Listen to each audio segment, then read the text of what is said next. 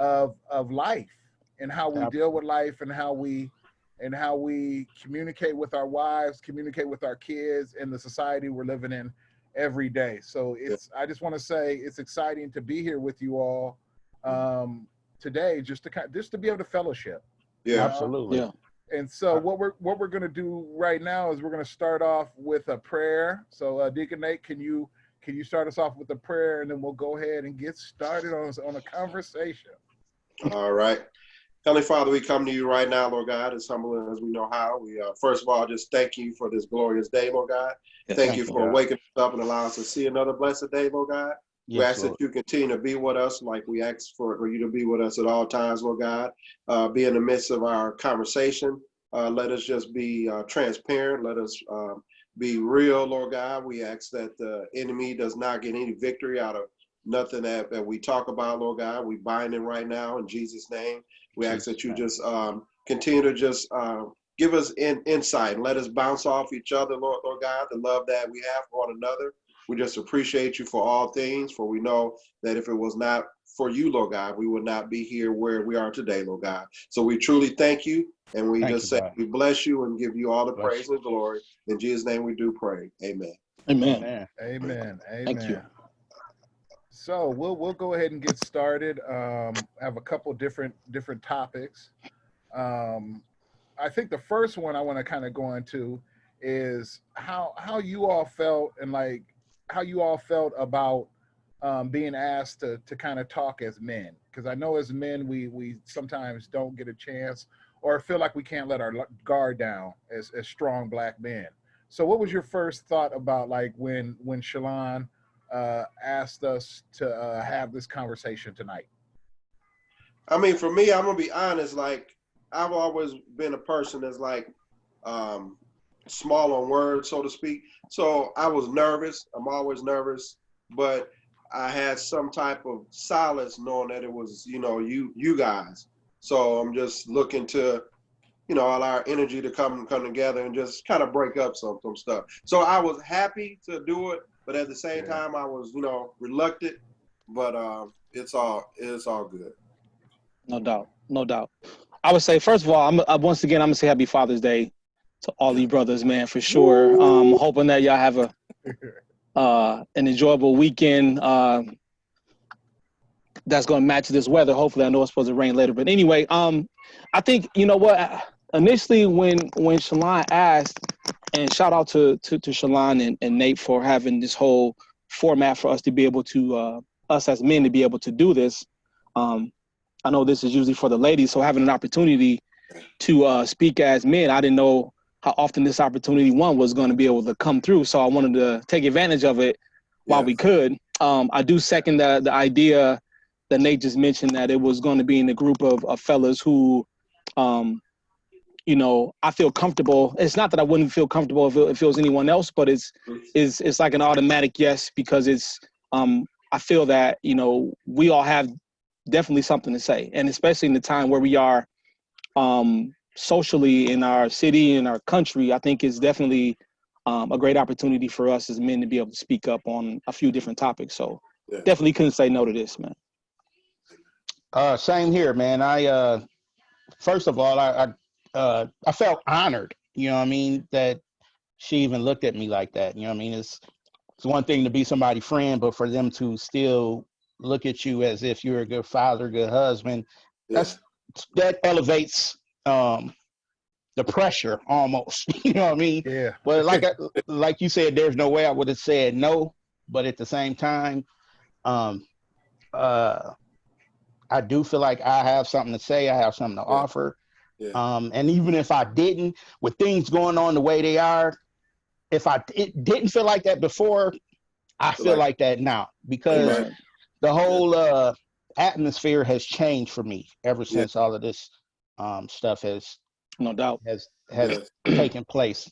You know what I mean? And then again, like Jay said, I was a little nervous, but with the comfort level, I mean, y'all my guys. So I'm like Jay said, I wouldn't necessarily not be comfortable doing it somewhere else, but y'all my guys. So there's an extra added comfort. You know what I mean? I can be Potter. I don't have to be Meredith talking to you guys. You know what I'm saying? Amen. Yeah. So Yeah. Or Wilma. right. Yeah. Exactly. We can all be men. Yeah. Absolutely, Yeah. man. Absolutely. By name as well. Right. I mean, I totally feel what you brothers are saying. It does feel like an honor. I know I don't do everything right. I try to lead the right life. And Right. that's really big for me. But nobody, and nobody's perfect. Absolutely not. And I looked at this tonight. I'm like, wow. Last night I was on a call and it was like a community circle, and it was like you had to do like I think it was around 7 minutes of silence. 7 minutes of silence feels like an hour, 2 hours of silence when you really put a clock to it. But it was a chance to kind of share, and I was sharing with people I had never met before. Right. And like I don't know where you all land at, but I know like I feel like sometimes it's even harder to share with your brothers because you feel like, okay, so you want to hold yourself in a different way in terms of my brothers, in terms of you all. And like I think as black men, I think sometimes we do that because we want to fit the mold of what we want our brothers to envision us. And I think it's big for us to be able to sit and talk and no holds barred, where we can just sit and have that conversation and joke about stuff, but then also have real meaningful conversation. Absolutely. And I don't think we do that enough as brothers. No, we don't. Because we want to fit the stereotype of how a brother should be and how a black man or a man should be. And I think that's really hard, given our, how we were raised and given the society in which we live in. Well said, man. Yep. So it's great to be here with you guys, really. Yeah, that's some true talk. That's real talk, Terry. Yeah, we need to definitely get together more and get on that schedule back again. Yeah. I know COVID has dampened a lot of things, but we still have outside space. And so I really want us, through this conversation to kind of build off of this and get back in the rhythm in which we once had. Yeah, that's definitely a way that we can social distance and still, be safe. And, I agree with you, bro. Definitely. Yeah. Cool. So we're going to go ahead and get started. I mean, we already started. So, but we'll go ahead. We're going to talk a little bit about manhood. And the question I'm going to pose out there is like, what is your definition of manhood, and what do you see as being is there a privilege? And is there a responsibility when I say manhood? Do you feel a level of responsibility? First, you know what? I'm gonna say definitely. I think there's an automatic sticking out of the chest when someone mentions the idea of manhood, because we may all. I think each of us may have a different idea of what it means based upon how we were raised, who we were raised with. I was raised with my, primarily with my grandparents, grandmother, and grandfather, when I had a slew of female cousins around. And I had some uncles who were just, they could have been doing better. So I didn't really have, like, it was my grandfather, you know what I mean? You brothers may have another example of what that looks like in your own personal life. So I think that that I have to know what my idea and what it looks like for me, while respecting what it looks like for another man as well. So for me, it's about responsibility. It's about progress, but not perfection, meaning that we are going to make mistakes, but that as long as we're learning from those mistakes, I think there's a very high level of responsibility involved in knowing that you did something wrong and making a correction right after that. Manhood and fatherhood I think are two different things. But I think the very first word that comes to mind is responsibility / accountability. And that's like a really big umbrella, but those are the first thoughts that just come to mind. Yeah, definitely. I think for me, when I think about this question, like I think it's a privilege, you know. I really do. I think like in terms of responsibilities, my father was I don't know if I mean I would say the man's man. So he was in Vietnam. He played sports. Yeah. He showed affection as Mhm. I got older. As he got older, he was raised more by his mom because my grandfather died early when my dad was a child, and so I could see the areas in which like the affection, in which those little things um, were kind of non-existent because of how he grew up. But like he was real big with responsibility and taking care of his family. And I think like when I think about like the Jeffersons, Wheezy Yeah. and George, and Yeah. I think about the good times. Yeah. That was my dad. He wasn't as harsh as Mr. Evans on Good Times, Yeah. but the thing was that like he expected you to work, and when you were old enough to Right. work, you were expected to work. He got up. My dad went to work every day. Mhm. Every day. I very rarely recall him staying home sick. Mhm. Hmm. And that was every day, 7 o'clock. He'd be in the bathroom picking his hair out Yeah. Yeah. and getting ready to go to work. And so I Right. really think like when I think about manhood, I think about handling your responsibilities, Yeah. doing what you say you're going to do, Yeah. and following through with what you say you're going to do, and being and like I really think about like being a man of your word. Yeah. You know, and I'm not, and granted, we all go through phases in our life, and we make mistakes, and I think one of the things is like, as a man, can you say I made that mistake, own up to it, acknowledge it, and make amends? Yeah. Absolutely. There's Well, those words again: accountability and responsibility. Go ahead, Nick. yeah. No, I just want to say our second and third, you know, what you guys were saying. When I think of manhood, I think of responsibility. I think of strength also, you know, just, you know, as you walk as a man, you know, people are looking towards you to be, you know, a certain way, you know, to be strong and have that, you know, that strength. But I think definitely, you know, the responsibility of taking care of whatever you're set out to have to take care of, you know, your family, you know, your home or whatever, just being that, you know, responsible man, you know, that a man that can be accountable for things. So Definitely. Yeah, I think we all are on the same page because I too think of responsibility, accountability. mhm. Um, you know, I think about being a leader, and that's Amen. whether you're married or in a relationship. If you a man and you got a younger brother, such as I have, I have to be a man for him as well as my own child. So, Yeah. um, in a nutshell, I agree with everything you guys say, and it's also being a man is, you know, not knowing everything, but you know, sometimes figuring it out on the fly. You know, Yeah. I know that we Yeah. have a blueprint of what a man should do or what he shouldn't do, and all this, but that's easier said than done, especially in this Right. day and time. Yeah. You know, we could argue all day about what a man is and what he ain't, but Yeah. Yeah.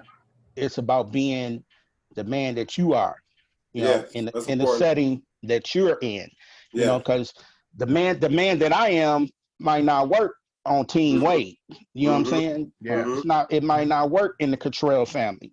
It's Mm-hmm. Yeah. about being a man to me is knowing and being comfortable with yourself Yeah. and knowing Mhm. yourself. You know what I mean? And Yeah. knowing your shortcomings, knowing your strengths, but knowing your shortcomings as well. Yeah. So, Absolutely. you Yeah. That's know, powerful. Yeah. Very Yeah. powerful. Definitely. So, and what you're saying, Power, is it works for the Fat Boy Fresh family. you know, Is that what you're you saying? know, fat boy is a lot to deal with. Yeah. So, you Yeah. know, Thank you. you know Yeah. what I'm saying? Fresh is a lot to deal with. So Yeah. this man ain't gonna fit in every family. But you know what I Yep. mean? I do believe that God makes us men Yeah. for the people that are in our life. You know what I mean? Yeah. He makes Yeah. us the type of man that for, you know, like I said, for the people in our life, you know. Absolutely. Yeah. So Yeah. You know, and that goes with friendship as well. You know what I mean? We all can't be as cool as Terry, you know what I'm saying? You know what I mean? Yeah. We can't be as suave, you know what I'm saying, as meek Yeah. as Mr. Wade, you know what I'm saying? And as smooth as Jade. Everybody, we all different, man. And I think that's where we always mess up at. We be comparing ourselves and measuring ourselves. and measuring ourselves. You know what I mean? Me personally, I was raised by my mother. Now, I thank God that I had uncles and street dudes and people in the church that looked out for me. So I got examples of being a man. But everything I learned about being a man, I learned one from my father, because he was an absentee father. I learned what kind of man I didn't want to be right off top, because he was an absentee father. But I learned watching my mother, seeing her cry over different things. I didn't ever want to make my wife feel that kind of way. I didn't want to be that type of father to my daughter. You know, I learned what not to be, and I learned what what kind of man I could be and should be from a woman. Because I'm one of those men that I get offended when people say a woman can't teach a man how to be a man. Because one, I was raised by a woman that taught me almost everything that I need to know how to be a man. And then I married a woman that helped me along to become the man that I am today. So that's good. And I'm willing to argue with whoever.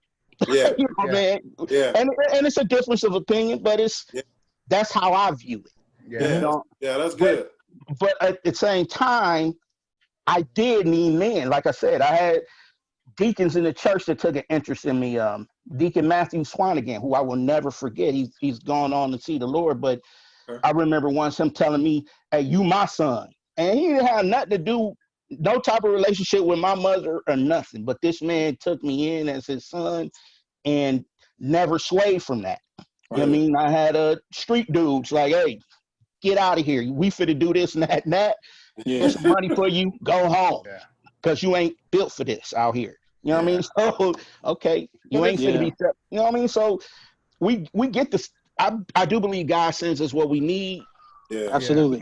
As we progress in life and grow older and age. But like I said, man, I was raised by a woman. And if you look at the country right now, most of us are being raised by women. So but I think the one thing too is it's like, and we'll move on to this next question. I want to make sure we got some great topics. Mm-hmm. And one of the things too that I just want to kind of shine a light on is that the pressures of manhood, and then what we see in society of how a man should be. And like, I'm not gonna lie to y'all, I really felt because being a man, your legacy, I didn't have boys, I had girls, all girls. And so for a minute it did pinch at me, the fact like, man, my manhood, I don't have anybody to carry that name, and I kind of viewed it as, okay, so am I truly a man? Which is a valid question. I mean, like, for me, I had to sort that out in my mind because the way my dad was raised, I have to be careful that I still have a soft side because I have all girls. Mm-hmm. And that's been really hard for me, is just like, because my dad wasn't a hugger. And as I got older, and when I got in my 30s, I hugged my dad. And I think that helped to break down the wall, because I knew I needed to hug him, because he hadn't had hugs from a man when he was younger. But then some of those things in not hugging me have a tendency to carry over to my daughters. And that really hurts, because because I didn't have those hugs. So I try to be mindful, and then just looking at, okay, so am I a man because I didn't have, am I a man even though I only had all girls? And so that was something, and it sounds silly now to me, but it was something I really had to deal with. I think, listen, I mean, I don't think, and I get it that you yourself may think that that's a silly thought. So, and because, that's your thought, then that's valid, because that's your perspective. I think that absolutely. I think that is, having a daughter, doesn't change your manhood one bit. I think it may even to an extent. I don't think it's more than the other, but I think that the question that I ask myself having a daughter is, am I the man? Am I exemplifying the type of man that I want her to marry someday?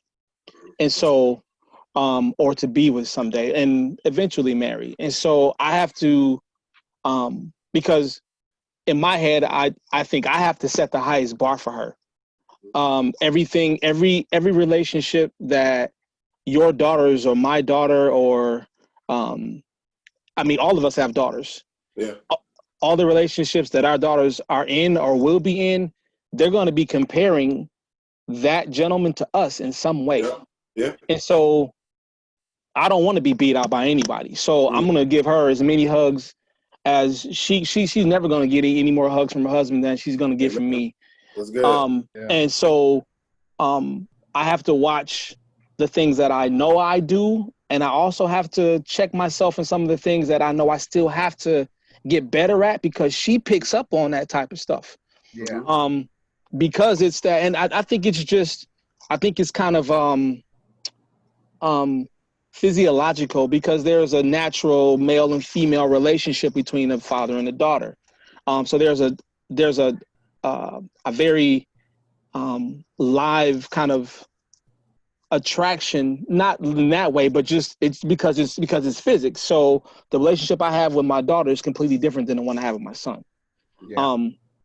And so, but just like, and this kind of goes back to what Potter was saying a little bit about him being raised by his mom, and I honor I was raised by my mom too and my grandmother, so I honor all the women who have taken on that responsibility. And there's that word again, but to me, I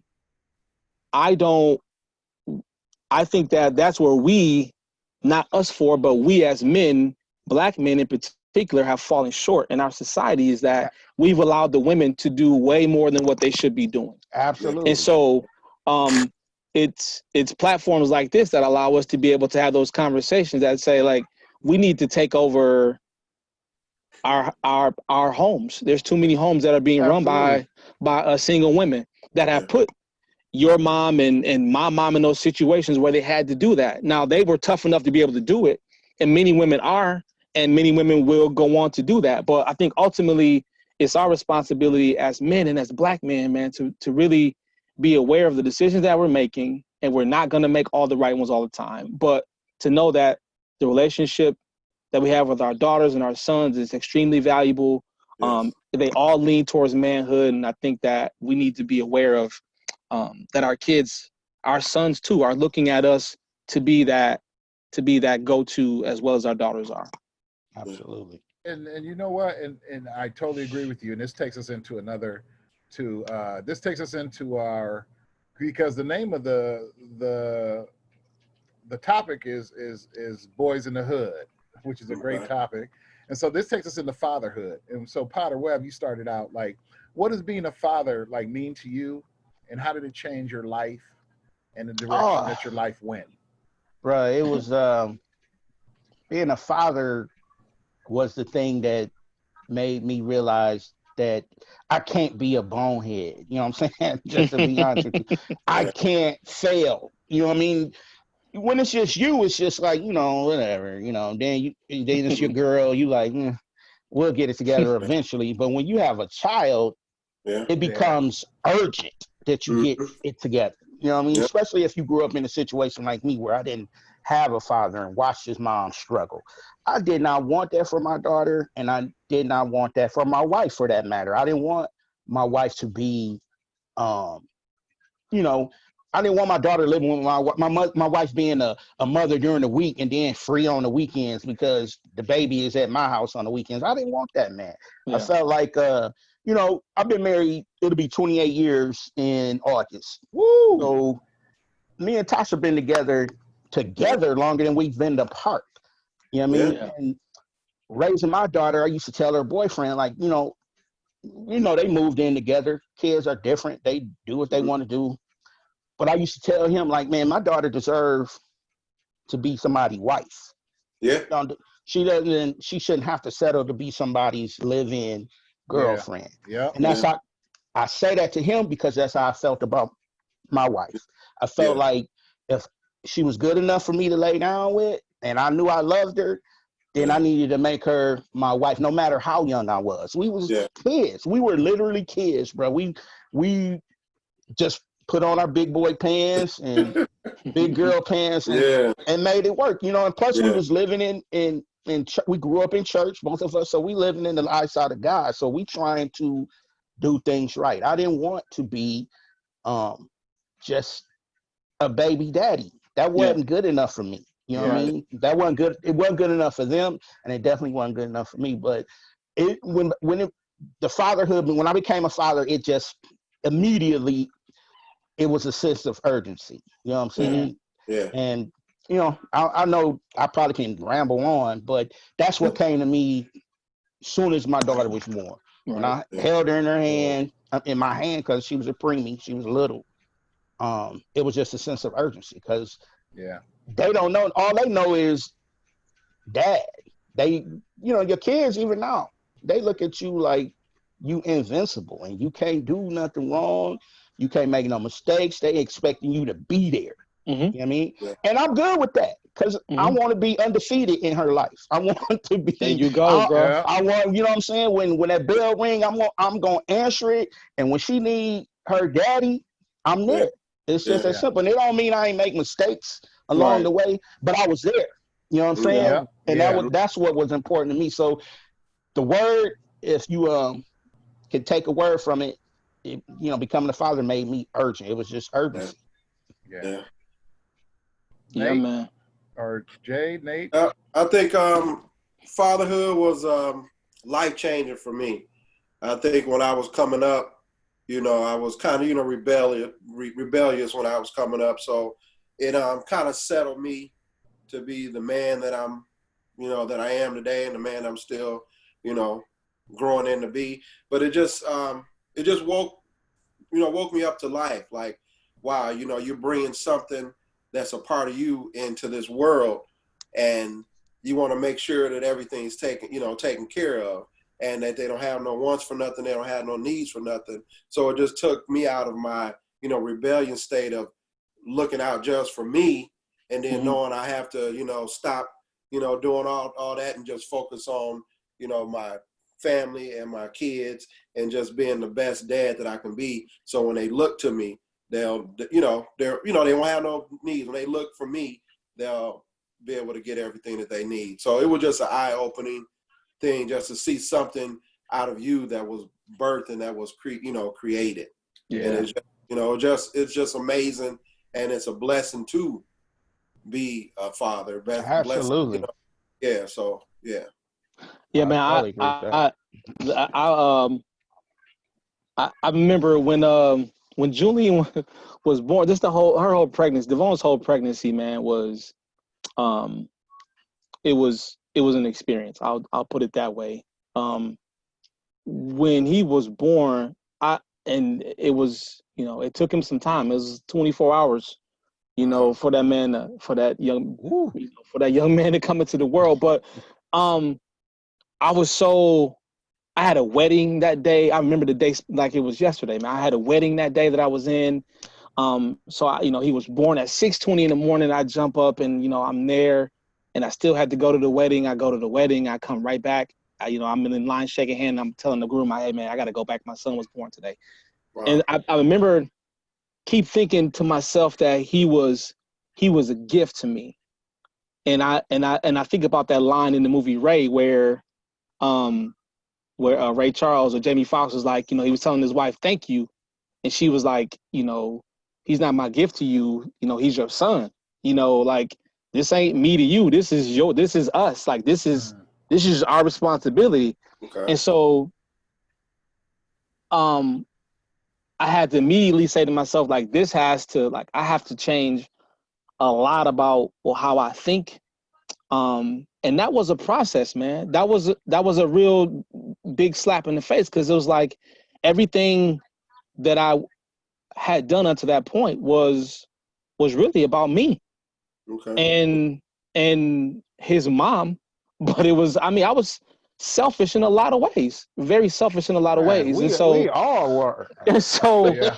I had to come to the realization like this, like dang, like I really have to do something different. Like this dude is not, he ain't gonna wait to eat. He not gonna wait for clothes. He not waiting No. for anything. So Never. Yeah. just my whole mind had to shift. And I was, because the first, just the first, first few years, I was all so attentive to everything that he needed. And then I remember when our daughter was born shortly, a few years after, it was kind of like, oh man, this is all, this is second nature. So I wasn't as responsive as I should have been. Devona got up a little too much when LJ was a baby than she did when Julian was. But I said all that, man, because it definitely changed me. I'm learning something new every single day about my kids. I'm learning how to navigate. Julian is 13, so I've never been the father of a 14-year-old before. So I gotta always look ahead of where he is and where she is. Yeah. And so I'm thankful, man, that God saw me fit to be able to be a father, and especially to bless me with those two children, man. I couldn't have asked for any I couldn't have asked for any better kids, and more importantly, I couldn't have asked for a better wife. So Absolutely. Amen. Definitely. I think for me, fatherhood is so important, and being there for my girls. I want them to have everything that I didn't have. I know I'm not perfect. I don't claim to be perfect. And so one of the things is that I have my 25-year-old daughter, and that's not from my wife.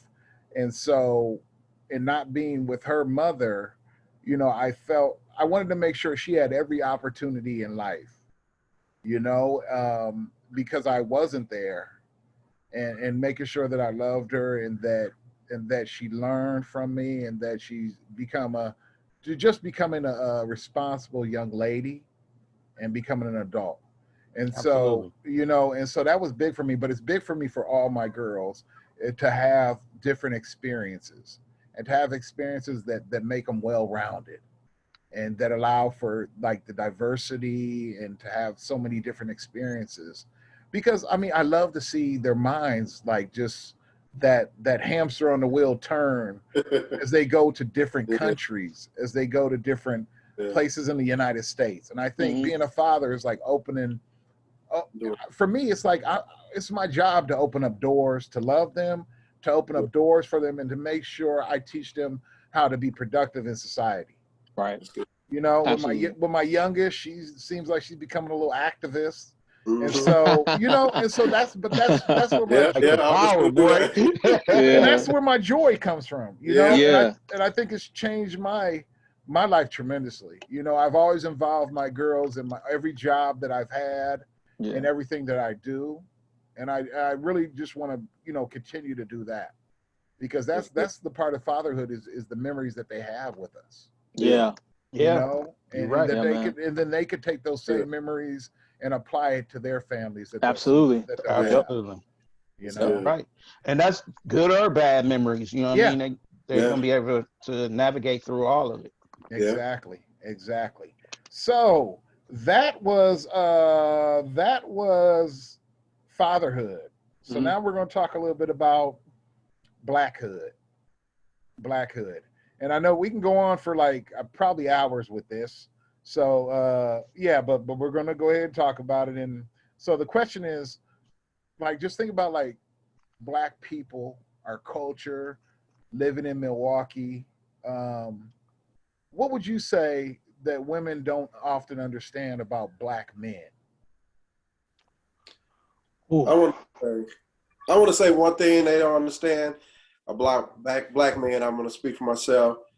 I think that we're always on guard as it relates to when we go out into the world, I'll say, because we're always worried about, the perception of, everybody around us. Like, I'm going to bring up white people. Like when, we're around them, it's always like they think we're trying to do something, or we're going to, you know what I mean? So you're Yeah. always on guard of, trying to, protect your family of anything coming towards you, or just how you walk and how you carry yourself, which Mhm. is sad sometimes. We live in a racist society, which we're seeing more. But it's just that they don't understand the fact of being a black man. You're always worried about getting pulled over, getting stereotyped, getting, all those type of things. So I'm gonna bring that side of it up. Okay. So your question was, what don't black women understand about black men? Yeah, they don't. Yep, what women don't understand, often don't understand. So, is there a common? Is there? It doesn't have to be a common thread like amongst Yeah. us all. But yeah, I know that's a difficult question because it really does kind of because I think about Nate and I think about when I sit at a restaurant, I always sit with my back facing the door. Uh-huh. My wife can't get over that. The fact, I'll literally have her get up and sit because I'm a protector. Yeah. Mm-hmm. I get my I'm gonna put out there so with my wife, one thing women don't understand is for me, being a black man, I did have a little bit of an issue with I want to make sure that I'm the best provider that I can be. Mm-hmm. And that's big for me Mm-hmm. in terms of making sure that I take care of my family. Mm-hmm. And so sometimes I do get caught in the 70s mode of sometimes how things should be, but then also looking at sometimes 70s wasn't so bad or the 60s weren't so bad. And I understand with, I hope I'm saying it right, with, I believe in everything that my wife does. She is a great, she does she's great in her job. She makes more money than me. And that's fine because we're a team. Mm-hmm. But sometimes too. You don't have a 70s wife, bro. You know that. No, okay. No, by no means. None of us do. I don't think we. But sometimes my thing is let me be a man. And sometimes I'm fearful, sometimes she'll go get oil change. Okay. And so I'm no, sometimes I feel sometimes she'll overdo it in a way hey, let me do that. Yeah, let me take care of that, or let me do that piece of it. Okay. And I try not to bring that up in a way that seems negative, right? Because she's independent. Yeah. And I married an independent woman. Yeah. I'm not trying to change the scenario or anything, but you just brought up a good question. When you said, let me be a man, what does that, as we can talk about, what does that really mean when we say, let us be a man? What is a man? What should a man do? What does that look like? I think just because of generations of women having to handle stuff on their own, mm-hmm. I think that's where a lot of it comes through. So the men that want to step up sometimes get overshadowed by that, by that mentality of, hey, I could do it myself. I don't need a man. Right. And I think it's just because of the way in different situations, the way my wife grew up, right, and the way, just and you Jade and Potter said, they were raised by their moms and their grandmothers. And so it's different than how I was raised. And I'm not saying neither one is wrong or right. Yeah. But it does, I think when you look at generations and you look at society, there's way too many women that don't let black men step up and do what they're supposed to do. Well, you know what? Go ahead, Potter. Jake. Yep. Oh, okay. Well, I think sometimes they don't understand the pace of a black man. We tend to be very lackadaisical, and I'm not just talking about the four of us. I'm talking about us in general. Yeah. We tend to be lackadaisical, and sometimes we just don't think, bro. I'm just be honest with you. I used to be an energy auditor, right, for SDC. It was a program that we did weatherization for low-income people. I would schedule these appointments, and I get to the appointment, nobody's at the house. And then I call the lady that lives in the house, thinking she lives there by herself. I'm like, ma'am, this is Meredith. I'm here to do your energy audit. I'm on my way. She on her way from work. She has to leave work. I get in the house, proceed to do the audit, right? And it's a dude sitting in there. Yeah, I knew he was gonna say that. So why does this woman have to? So she has the mindset, I got to do it myself. When she got a man or a husband or whatever in her house, why should she have to leave her job, come take me on this tour so she should get this, so she can get this program when my guy in there either sleep or playing video games? These grown people, grown people. Yeah. So you can't blame a woman for doing Taking it over. Mm-hmm. Exactly. Yeah. Especially if our pace is, at a snail's pace. We do it when we feel like it. You know what I mean? Sometimes men, I'm not saying it's right. Mm-hmm. I'm not at all, because it's way wrong. But if that's how we condition, our conditions them. You know what I'm saying? Correct. So if wifey needs a oil change, if she needed it, and I'm not saying this is a situation, but this could be, if she needed it a month ago, she needed it a month ago, you don't do it, what she's supposed to do?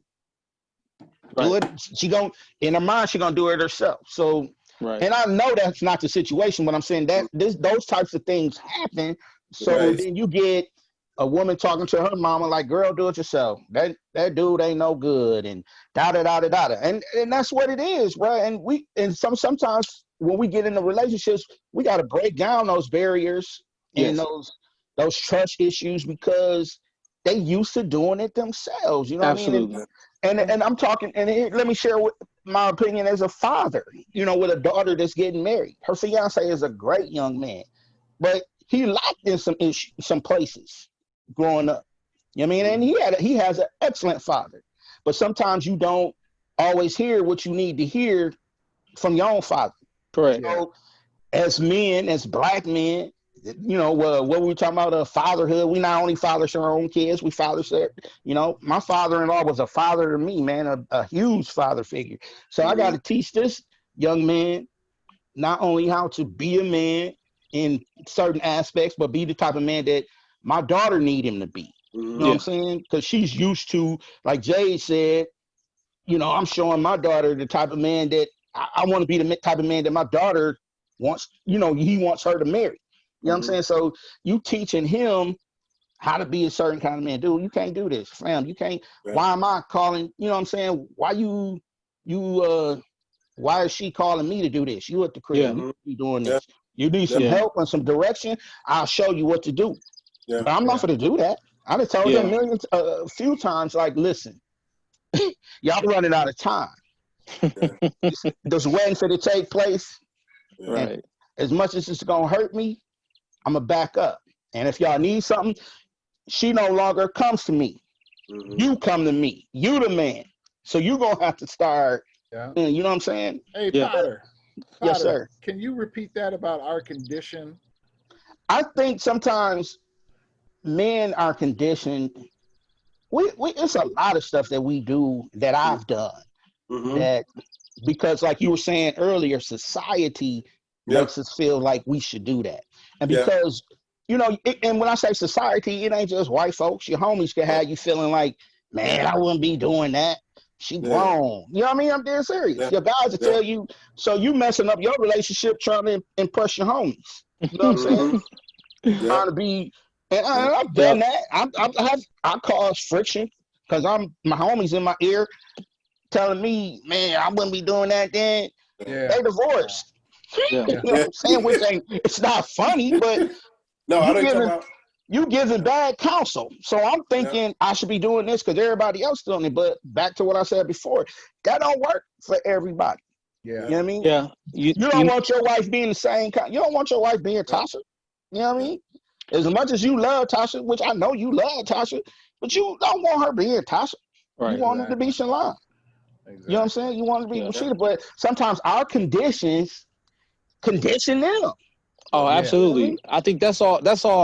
Those are great words, man. That's all directly connected. But I think it goes back to, this is just my own opinion, I think it goes back to the idea that And this is speaking from me. This is just the honest truth in the fact that me being raised by a single mother and my grandmother, a lot of times when I needed something, my mama was going to take care of it. Or my grandmother, if my mama didn't do it, then my grandmother was going to take care of it. And so I was being conditioned to let a woman take care of things. There you go. You know what I'm saying? Yeah. And so without even knowing it, and me, I'm like, cool. Like, hey, she got it. I'm good. I ain't like, hey, I need 35 cents to go to the corner store. Boom. There Or you I go. need Mama a get dollar. I need $1.25 to go to Moody Pool, or whatever the case was. But so then Wow. I had that thought in my head. So then when I got married, it was this woman gonna take care of it. She was already as independent as ever. So then when those things happen, I'm like, well, she was like, well, this needs to get done, or I need gas in my car. And I'm like, okay. And so it wasn't clicking in my head that those are things that she wanted me to do. She loves it when I do things like that. It's taken a long time, way longer than it should have taken. And I still don't get it right all the time, where there's things that, and these are things that I want to do for her. And sometimes, like, I have to write it down, bro. Like, I have to write it. Hey, I got to do this. I got to do that. I got to do that. Either, fam. There's Because nothing wrong with that. no, I'm just being honest, because it was so it was so ingrained in me to let my mama take care of it that I placed the same expectation on my wife that I had from my mom, and that's the issue. That's the issue, is that there's too many wives that are raising husbands. You know what I'm saying? So, bro. Hey, bro, I'm proud of you for that, man. That was dope. I love that. That was some good word, boy. And you know what? Therapy for my soul. Because my dad was in the service, so my mom had to take care of mostly everything because he would get sometimes stationed out or have to leave. And now, like, it's great we're having this conversation, man, because it helps to put my life and how I grew up in perspective, because I do wait for Rashida to tell me things, and then I do back burner it, or like my mom was the main, and I don't see nothing wrong with this because Rashida, she'll do the bills, so I'll give her the money because she's great at that. But like, I could find myself at times like, well, let me get this money so I go to the store or something like that.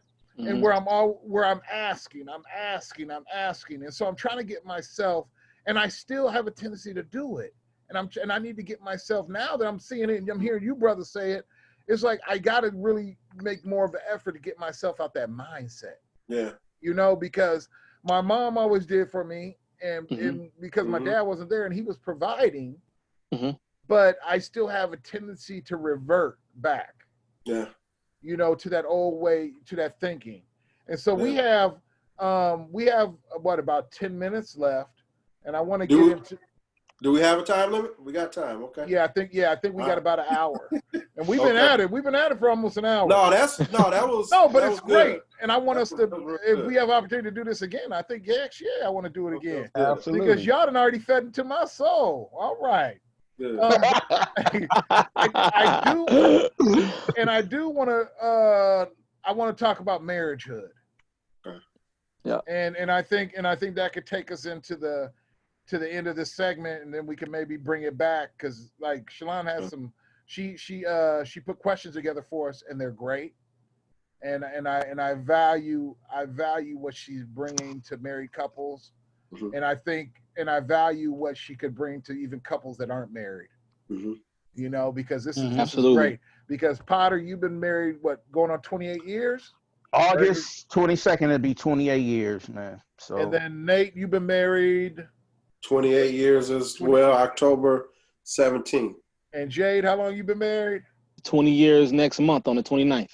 All right, and then I've been married, it'll be 19 years next week. Wow. So we got a lot of skin in the game. That's a very great accomplishment because people It don't is. think, especially black people, can stay together that long. And Mm-hmm. there's a myth that black men don't marry the women, the mothers of their children. And we four Wow. examples Mhm. Yeah. of that. Not only married them, but stayed with them and Right. still love them to this day. And Yeah. we ain't Absolutely. perfect.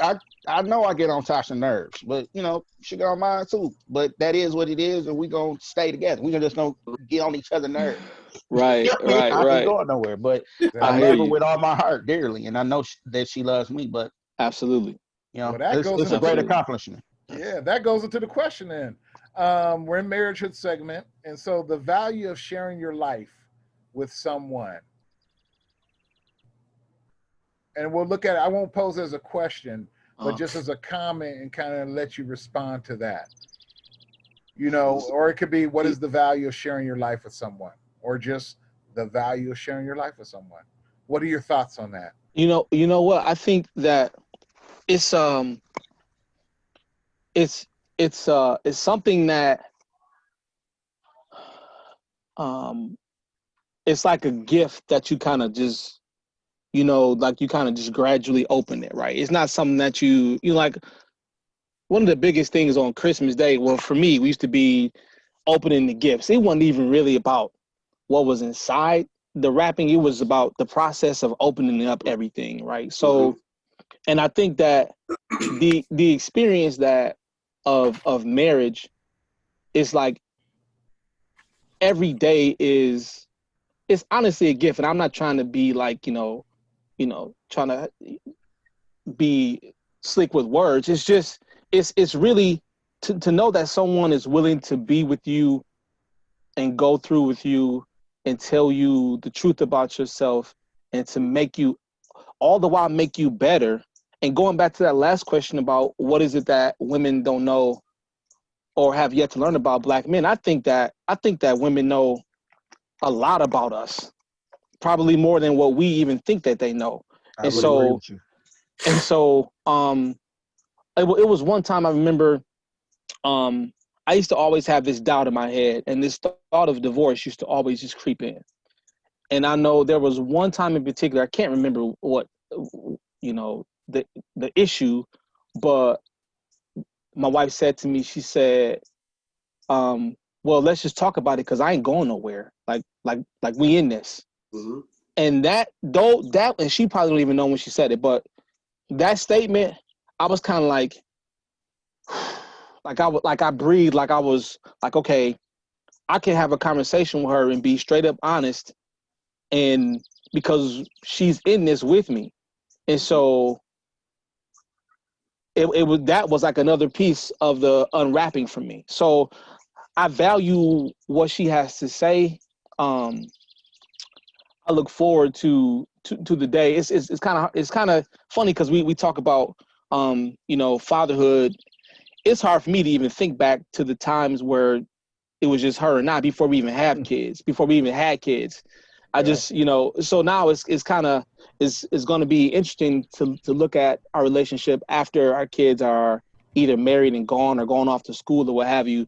But I look forward to that because uh, I've after our pastor, all these marriage sessions that we've had and how couples like you all have poured into us, and we hear it all the time that marriage is an investment. And so like we got 19 years, 28 years, 28 years, soon to be 20 years. And so that's all investment. And I think the biggest gift that anyone can give you is time, because you cannot get that back. And so she's given me 20 plus years of her life. Like Potter said, like you and Tasha been together, y'all been married for the bulk of Yeah. y'all lives. You know what I'm Yeah. saying? So Yeah. Yeah. it's I don't take that lightly. And I think I've had to grow into that. I've had to catch up with her Mm-hmm. in many aspects. And I think it's important for me to start to take the lead on a lot of these things. But nonetheless, man, it's been I mean, I value it to the fullest, man. To the fullest. Man. Yeah.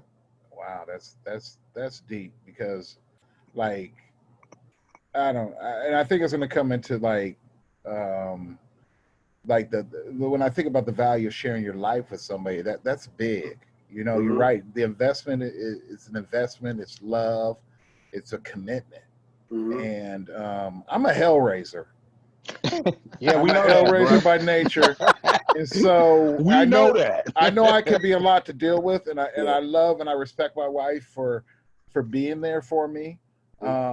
And I was just thinking about like when Jade said like that D word, that divorce word creeping in, and Mm-hmm. I think it's society, and I think it's a societal piece, and also like the culture of like black men don't marry, you know, and looking at like everybody wants things fast food, and you see it every day on TV.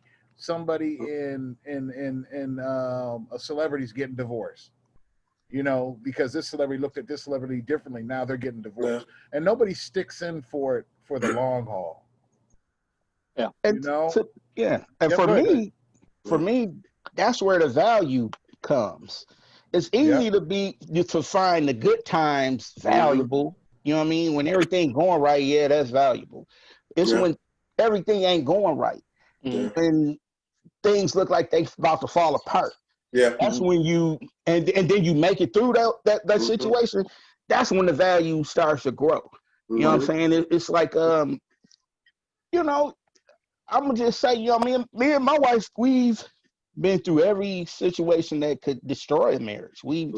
Our vows tested. I just told somebody this other night, like we've been tested by our vows, like dead Mhm. serious. So, and I don't think that you can get to the place where um you've been married as long as we are and not be tested. Right. Amen. Yeah. You Right. know, in my opinion, and this is just my opinion, anybody acting like it's all good all the time, they lying. They Yeah. just lying because a Bold relationship. face lie. Yep. I mean, they Right. lying, bro. Because a Right. relationship ebbs and flows. It's hot, then it's cold. It's up, Mm-hmm. then it's down, and that's just the truth. And Mm-hmm. I would be remiss if I just was telling everybody like, "Oh, it's all good. Yeah. You need to get married," because that's not true, bro. Yeah. Yeah. Now, I grant you, we had more good days than bad, but those bad Mm-hmm. days are there. But that's Yeah. when that's when you value. When I Yeah. think about when I had the chicken pox, my wife was there. I don't think there's value in that because I don't think I was struggling with that. When my Mhm. mom died, Man. she was there, you know, Man. taking care of my mother, braiding her hair, giving her Wow. baths and all this kind of stuff. That is valuable to me. Yeah. Those memories of how she took care of my mother, that Yeah. Mhm. is so valuable to me. So Yeah. when I'm an act a fool, guess what? I can reach in the vault Mhm. and look at that thing right there and how it's shining. Like, wow, Right. that's valuable to me. Right. Yeah. Even the situation that we in right now, to be able to go through this COVID, this quarantine with somebody, with the person you love, that's Yeah. Mm-hmm. valuable, bro. Mm-hmm. I mean, so for me, on the flip side, like I said, it's good when everything is going great, but it's even more valuable when things aren't going so good, Yeah. but you still make it out of there. You still come Yeah. together as a team and figure out a way to maneuver through and make it out. You know. Yeah. Yeah. Definitely. Yeah. I didn't Teach them, speak bro. on it, so I just want to say I think it's valuable because you're in a union that is love, and love is often spoken, but sometimes not always felt. So it's Mm. good to be with somebody that you value, that you love, that you generally enjoy being with. Like my Yeah. wife always say too, like some of the things you guys said. I think Potter brought that up. That we've been like she always tell me like we argue whatever. She said we've been together longer than you've been with your family. All And real. then when you think about that, it's like, wow, that is, we've been together 28 years. When I left home, I was in my early 20s. So it's like that you built, commitment together. And it's like, we don't have to be together. Like, we don't have to be together. So when you choose to be with somebody, it's just something valuable in that. When you Yeah.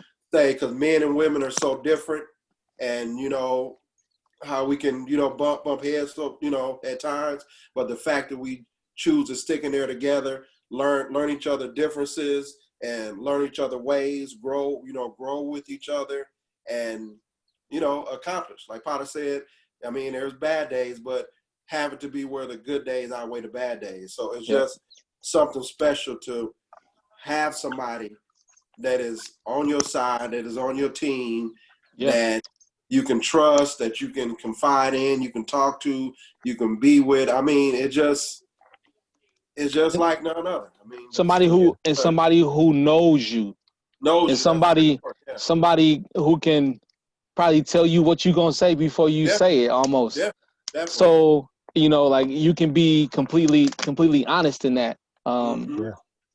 And it don't always feel good either. Like, No, it sure don't. you know, that's another area of growth, because we don't, I don't like to be.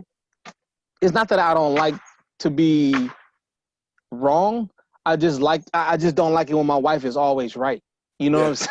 Yeah. So it's like man, yeah, okay, yeah, all right, you know, yeah, you're right. And so but yeah, man, it's definitely value, bro, for real. Yeah, and I don't want to either paint the picture or leave somebody with a bad taste in their mouth. I don't want people to think me and Tasha over here arguing and acting a fool, because honestly, we don't argue. We disagree, and if we do fuss, is I give her a minute. Yeah, I'm gonna give her a minute. She gonna give me a minute, and then we like, where we going to dinner? You know what I mean? But I don't want to lie to people. I just don't believe it's real. not being honest, because I don't tell my daughter that. Like I said, she's about to get married, and I'm like, hey man, it's real out here. You know what I mean? It's real. It's not gonna be perfect. It's not a fairy tale. Right? Like Nate said, we choose to be together. Yeah. So we choose to make this thing work. You know what I mean? So I just don't want to give the wrong impression. But I'll just bounce off what you said, Potter. Like, no, I know. Yeah, there's but I know there's gonna be people watching this and all this. Like, we're like, and all in all, like you said, at the end of the day, you want to have more good days than you have bad days, because you're gonna have both. You're gonna have both. You're gonna have the good, but you want the good to outweigh the bad. Absolutely, and and ebbs and flows. Right. So my next question is, and we have almost unlimited time too, so cool. So that's great. They allow me to get through the questions. So, and looking at your marriages, how do you feel like challenges and outside influences? Are there certain challenges and outside influences that threaten your peace and unity within your house? Not so much for me. I know for me, I'm 18 years old, sitting at the 19 years old, sitting at the jury counter, and a man came up and said, a black man. I can't remember what this man looked like. And Milwaukee's small. You know that if you don't know somebody, you know somebody that knows somebody. You know what I'm saying? Or you gonna see him again. I've never seen this man again in my life, and that's dude really got me believing in, you know, how the Bible say we entertain angels and not even know it. Dude totally has my faith in them, because I've never seen this man again. But the first thing he told me was, he was like, man, you get married, young blood? I'm like, yep, I'm gonna take that step, and I'm scared, yada yada yada. He was like, but you know what, you can do it. He's like, man, I'm gonna share something with you. You keep people out your business. He's like, even if it's your mama and your daddy, you keep them out your business, because when you and your wife go through, y'all gonna go through. Yeah. And then y'all gonna come out, then they gonna be looking at her crazy because you done told them all of y'all business.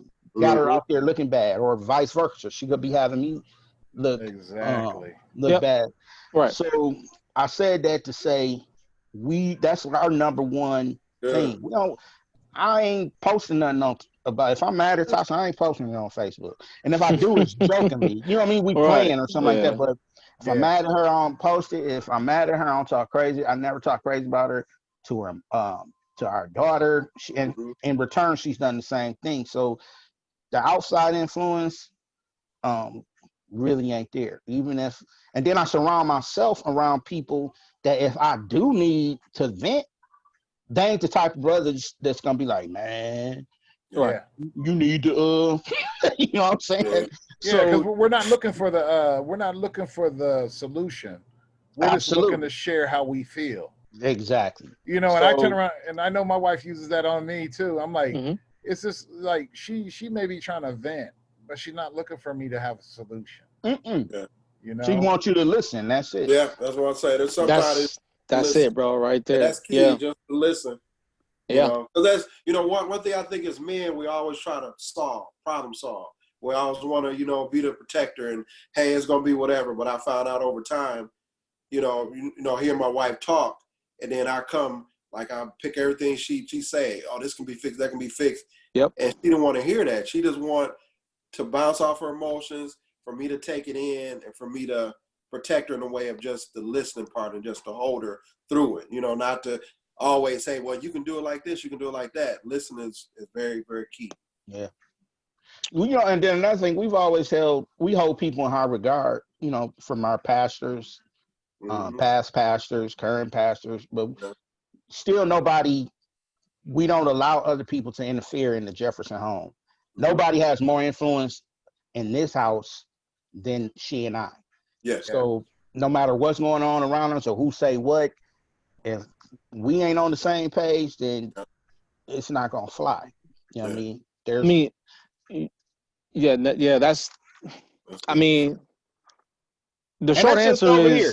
You know, yeah, some people, no, that's just over here. yeah, that's what's up. I mean, the short answer to that is no, Terry, because I mean, I'm not worried about, I mean, there's no outside influences that can affect what happened in my house, because it's ultimately, when it comes down to it, when no one else is around, when it's just her and I having a conversation, it's her and I that have to come to some solution about whatever issue that is. And so I think that we will listen to, we don't run and take issues to other people or to other couples. Yeah. And I mean, we have done that, but that's not our go-to. Because I think that it's something that we definitely try to take care of, what we can take care of between us two first. Now, if it gets to a point where something starts to linger, then we may, you know, just say, hey, you know, like, you know, what do you think about this situation? Or, you know, and that doesn't even really happen all that often. But even if it does, you're not gonna make a decision based off of correct some other counsel that you got from another couple that telling you how they did stuff. Because I mean, we all need somebody. Yeah, they may be able to put something in perspective for me. That doesn't necessarily mean that I'm gonna apply it to my situation. It just gives me a different lens. Right. And so ultimately, I mean, it's no, man, because I think that's where, just going back to your story, Powder, I think that when you start to allow that to happen and other people to make decisions in your home, and it no longer becomes yours. It becomes the people who are influencing those decisions. So now, how would you when you first got married and looking at your early on in your relationships, do you all feel like you had the challenges, or you had outside influences that kind of caused issues early on in your marriage? Is this something that and if so, is it something that you kind of learned from and kind of grew into, in terms of, what's said in your house stays in your house, handle that business in your house? Did it take a minute to evolve into, hey, having a more mature marriage? And what would you tell, like, new couples that are coming? Because I know outside influence can be big for young people in terms of creating chaos in their house, or even, threatening peace and unity amongst couples. If I can start, and this is, I should have had a notebook next to me so I could write down my thoughts, but it was, I think that in the society that we live in right now, with everything being so available to us, like right at our fingertips, whether that's via your phone, Facebook, Instagram, what have you, social media, or being able to, turn on the TV and go to whatever station you want to watch, and you can watch that very thing you want to watch, and that very second, you don't have to wait for it. I think just the availability of everything is kind of hurting couples that are could be a hindrance to certain couples right now. And in this regard, affirmation is what I was thinking about. I think is some people will seek outside affirmation for something that they should be seeking inside their own home. And so, and that can become in a number of different packages, but overall it's, I mean, just like if you have an alcoholic, or someone who's drinking, drinking is what's happening as a result of the thing. Like, it's like the drinking is, they're using drinking to cover up something else. Yeah. I think that things could happen in a marriage because people may not feel like they're being affirmed. So I think that knowing what your spouse's love language is important. I think being willing to be uncomfortable with your spouse is also important. Another thing that I learned that has, Terry, you used the word evolve, and how have our marriages evolved? I think me just saying I'm sorry, and meaning it. You know what I'm saying? Not just to use that to get to the end of the conversation. Like, okay, I'm sorry. All right, cool. No, really, really meaning it, and placing some intentional effort behind not doing that thing again. So, where my wife needs to feel secure and affirmed. I think all women need to feel, they want to feel wanted and affirmed, and no better person to get that from than from us, meaning their husband. So I think I've evolved, and I think our marriage has evolved in that way of me knowing that I need to be affirming. And we also like, I mean, I'm speaking for myself, I also like to be affirmed as well. And I think that my wife knows that. So she does things. And so I think we've just, I mean, that all that goes back to the value of making this an investment with someone who's made a commitment to you. And not only that, but understanding that, I know there's been times that it hasn't been about me for my wife. It's like, this ain't got nothing to do with you. This got to do with God himself, because I made a commitment to him. And so I have to honor that. Because her commitment that she's made with me, to her commitment to me is also a commitment to God. And so I have to honor the fact that, hey, listen, like, there's been times where she's like, listen, this ain't got nothing to do with you. This has to do with God. And this is what I said I was going to do. Amen. And to me, that's growth, and me realizing that I'm like, I have to put my hands down on that and be like, you know what, this, it is what it is.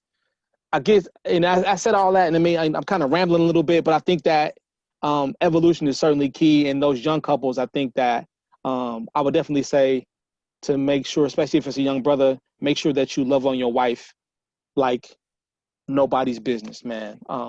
Find out what she likes, do that thing till the world blow up, period. Yeah, I want to say something real quick, because I didn't really touch on it, but outside influences are real, and they are there, because we both, like, if both of you work, you're going to go to a job, you each have your own separate experiences that you're going to deal with outside of the house, and then when you come back in, you're together. So I think we all agreed that nothing outside should affect what's on the inside. Yeah. And then I put it in the concept of like one of your kids. If you tell your kid no, that they can't have water, that kid shouldn't be able to, the mama say no, that same kid shouldn't be able to, go to the dad and say, hey, dad, can I have water? And the daddy give him water. You should be on that same page where that the kid already asked for water and you say no. So you're going to be, you got to keep a united front no matter what you deal with on the, just never let the outside affect what you got going on in the inside. Like, what Potter was saying, It ain't gonna affect what, you know, the unity got going on, you know, regardless. No doubt. Definitely. And I think that, like, marriage, it's only as complicated as you make it in a lot of ways too. I think it's about consistency. You know, I think about, like, when Rashida first got married.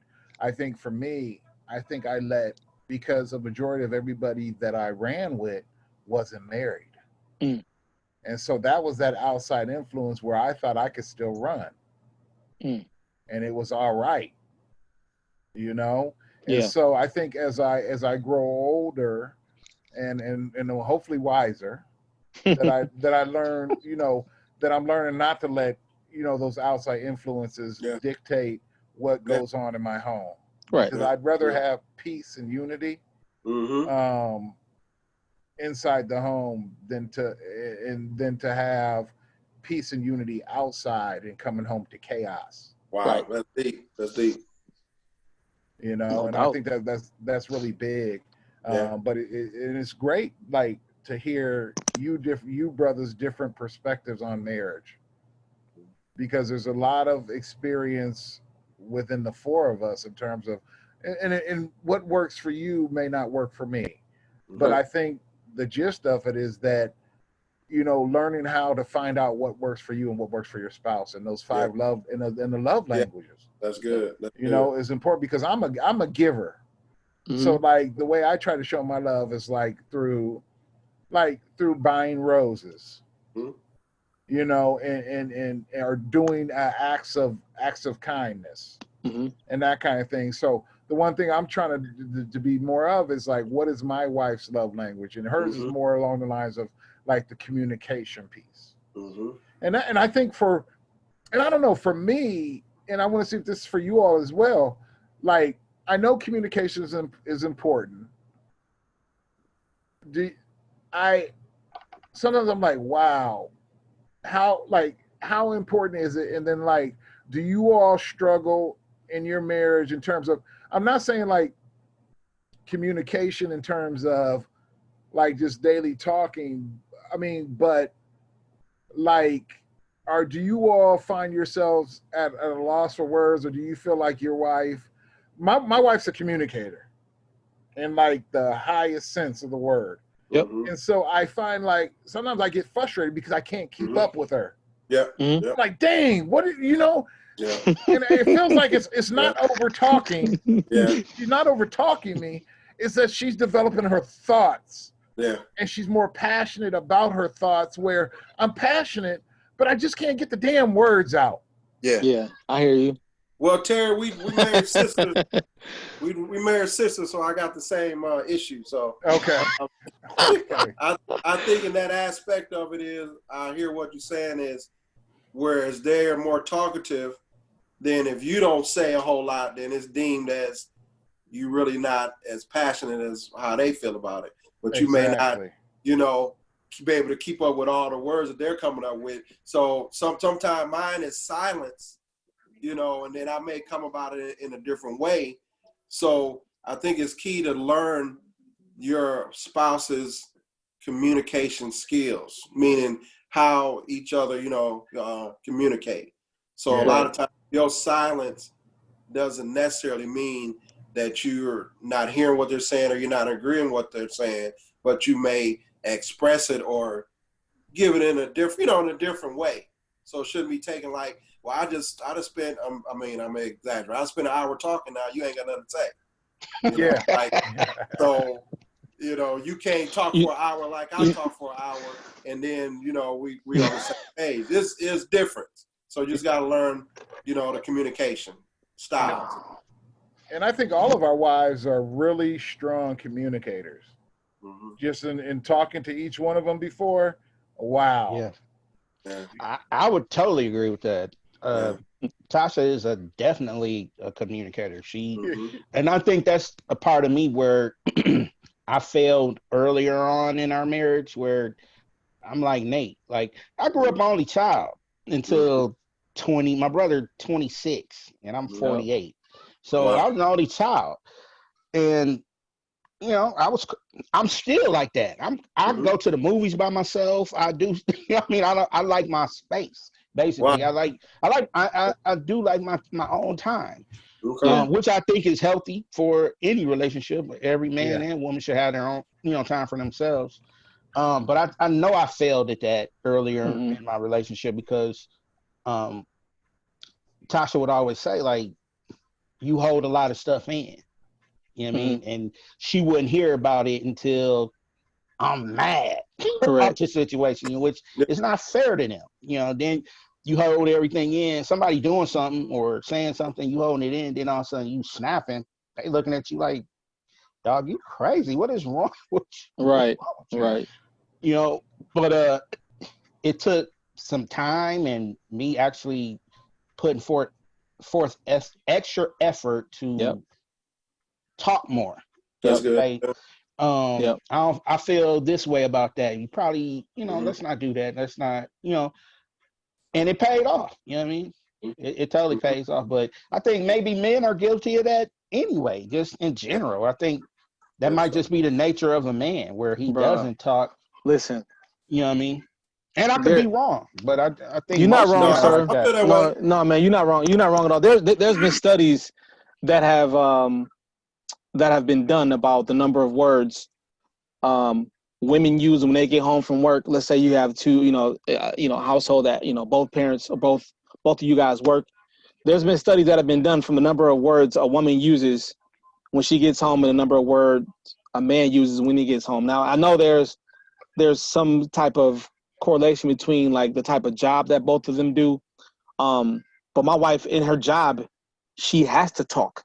And so that continues a lot of times in the conversations with me. And so I feel myself sometimes, happen to like go through like these verbal gymnastics with her exercises because she's so well versed in so many things. And so I had to tell her, and we said this on another on a marriage platform that we did a couple of weeks ago. I was like, I had to tell her early on, listen, like I'm not one of your clients. You know what I'm saying? Like, we have to have a different type of communication. Now, what I completely agree with what Potter said in terms of us being intentional about how we are communicating. Because she wants to talk it out, and when I start to talk, I'm very calculated in some of the words that I use, or just my thoughts. So I may add a couple pauses in there while I'm thinking, or as I'm talking, she will start to talk over me. And I'm like, listen, like we can't have this. This is a conversation. Like this has got to be turn taking. So I think she's had to be intentional about like, come on, dude, like just say what you got to say. And while I've had to kind of allow her to just talk sometimes. And there's been conversations that times where she'll start talking and I have to be intentional. I'll turn the TV off, or I'll take whatever, I'll stop what I'm doing and I'll give her my undivided attention. Because I think that, I can tell when she really wants to talk about something. I know that giving her my full ear is going to mean something to her. But then there's also conversations where I have to say, babe, okay, so as you're telling me this, do you want my opinion or am I just listening? Because sometimes I think, like going back to what you guys said earlier, that we want to, we may want to solve the problem or help her navigate the situation when sometimes she just may want to vent. And so I think that for me and my wife, sometimes I have to get that clarity. Am I listening, or do you want me to give you some feedback with this conversation? And it's always, it's not, and I'll be talking about communication, and even when we're silent, we're speaking volumes. You know what I'm saying? So we have to understand too that even when we're not saying any words, whether it's body language or whatever, we're still saying something. Absolutely. Yeah. Yep. I mean, there's all types of ways to communicate. Right. So Yeah. Verbals, non-verbals. Yeah. verbal, yeah, touch. You know what I mean? It's ways to communicate. So Yeah, definitely. It's just that, like, for I don't know, man. Sometimes my wife, boy, she'll have me talking like a kindergartner. Like I don't. It be, I'm just like I don't. My famous words are I don't know. I don't know. You just get you a sign, bro. Hold it up. Just hold up the Yeah. I don't know sign. like a paddle. Yeah. Yes. No. I'm scared she may hit me with that paddle every time I hold it up. But I love her for that. I love her. Yeah. I love her for helping me to become a better man, a better Yeah. father, a better person. Yeah. No doubt. No doubt. And I value her for that. And like I do hope that I'm helping her to become a better woman, a better mother, a better friend, and a lot in whatever else it may be. So that That's I'm good, man. because I want to give back too. Yeah. Yeah. I just Absolutely. I don't want to feel like I'm taking Right. Right. in Yeah. a relationship and not giving back and feeding Yeah. into her. Yeah. That's good, man. So That's good. yeah. So I have we're gonna go back up to Black Hood and talk a little bit about the current unrest Okay. and injustices that are taking place in our society, in Milwaukee, and just want to kind of see, because I think it's all part of mental health too. And like June, we're going to talk a little bit about June being Men's Health Month. But I think in looking at this and looking at like the current unrest, like mentally, how are you brothers doing mentally? And like, what are your thoughts on everything that's going on? We have the COVID-19 pandemic. We have brothers still being killed. You know, we have a lot of injustice out here that's going on right now. And I think we're at a critical point in history to where things have to change. Yeah. And just want to see, how are you brothers doing? You know, how are you brothers doing mentally with everything that's going on? Because I know it's a lot. And so I want to see what your thoughts are, how you are doing, how are you all coping with everything that's going on? It's a lot to take in, you know, with everything that's going on. And then so there are times that I kind of just scale back on just watching everything, because, you know, the news, you know, if you watch it all the time, it's going to give you all the bad stuff about it. But one of my challenges too is that I work with a lot of our counterparts. So you get a lot of them coming to you. So Nate, what do you think about that, or what are you about that? So it's my challenge to just be real with it and tell them exactly how I feel about it, and not just, you know, trying to weigh to their standards or whatever. I had one instance where one of the guys on my job, he like, well, that guy shouldn't have ran away. He shouldn't have did this. He shouldn't have did that. And I was like, yeah, but he shouldn't have did that. But at the same time, he shouldn't have died. His life wasn't, worth dying over just because he went to sleep and, all that. Well, yeah, but if you run from the cops and all that, you shouldn't, whatever. So then go ahead. No, I'm sorry, real bro. quick. Real quick. I'm sorry. No, let me say this. I had a video of this white guy. He basically, and I'm going to do this short, he basically beat the mess out of the white cops. Hit his big ton, hitting them on the head. And then when he got done, he got up, took their squad car and took off. Yep. So the white dudes the whole time, whatever. So when I told him that, then I showed him the video and he was quiet. So when he hit the club, I said, oh, so they should kill him right there, right? This is the time they should kill him. Kill him now. He's sitting there like, so that just blew his mind after he seen it on the other foot, like the white cops, how they handled the white guy. He basically beat the mess out of him, and they just let him go without shooting him and killing him. So that kind of woke him up to like, well, yeah, I guess you're right. It's just, I don't know. It's just sad times right now. And How do you want to go? Oh, go ahead. So it's here. No, I was just commenting on Nate in that I think that's great. I think that's great that you have that you're having that conversation with white people, because those are the kind of conversations that we need to have. And it's great that they're asking you that, because in the past they wouldn't have asked those questions. So they're wanting to, it sounds like to me, like at your job, they're wanting to learn. Yeah. That's the biggest thing, because before in the past, I think a lot of white people, they're not going to ask and they didn't care. Right. So now it's turned into a point where you're having that conversation, and whether you believe it or not, Nate, you're representing thousands and millions of people with having that conversation. Mm-hmm. And I'm so pumped right now and geeked that you had that conversation, and so proud that as a man, as a black man, you had that conversation and you showed them that video.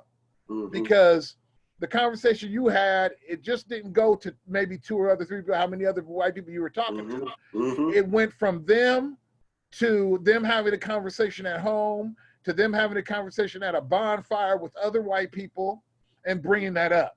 So it has a trickle down effect. And it makes me, wow, I want to scream. Just because, like, that's the kind of conversations we need to have, and that's the kind of learning that people need, that needs to take place with white people and people that and everybody, because that's the only way we're going to get everybody involved and get everybody active in this chaos that's going on right now. Yeah. So listen, thank man, you. Listen, I'm sorry. No, I mean, the whole pandemic thing, that's like a separate, I know, to me, that's a whole separate bucket. That's, this is unprecedented times. I never thought that, it would have, something like that would have gotten that serious that quickly. It's changed a lot just in terms of working from home. I feel like I'm almost doing more work that I've done more work since I've been home than I would have done if I was at school, to be honest with you. It's more of a mental drain being in front of a computer all, for a large part of the day than interacting with students and children and families, which is what I'm more accustomed to. There's definitely been a big learning curve. And knowing that it's not over, this is going to continue. Yeah. Racism on the other front, man, socially, racism has always existed, is going to continue to exist. That's just my own personal thought. I think that this is a definite time of change, but it does feel different. The atmosphere feels different. Yeah. It feels one that, and I wasn't born, obviously during civil rights and all that, those movements, but people who were alive back then, they could probably attest to maybe some of the same feelings that were happening then that could be happening, that's happening now. But I don't know how, we could talk about white privilege, which is definitely a very hot topic. White people, I don't think, they've never had to deal with any of the things that Black people have had to deal with. And so this has been happening pre Trayvon Martin, and pre every other thing that's happened, Rayshard Brooks and I don't want to, Philando Castile, and this goes back to Emmett Till and even before then. So there's so much, man, that has been that has happened. It's just being, and even now that it's being recorded, to see a man die in your, like, right there in your, like, to see his lifeless body, man, or to see a young brother get shot, like, I don't know, white or Black, I don't know how that doesn't strike a nerve with people. And if you're white, you have to know that's regardless of who it is, that's not right. That's flat out murder. Yeah. And so I wait for the change. I think it's really easy for people to speak up right now because it's safe to do it. right? It's safe for people to say, hey, you know what, I really, really care about that, or I care about, what's happening. I think there's a safety in that, and we see it in sports or whatever. People come out and they say, hey, Black Lives Matter.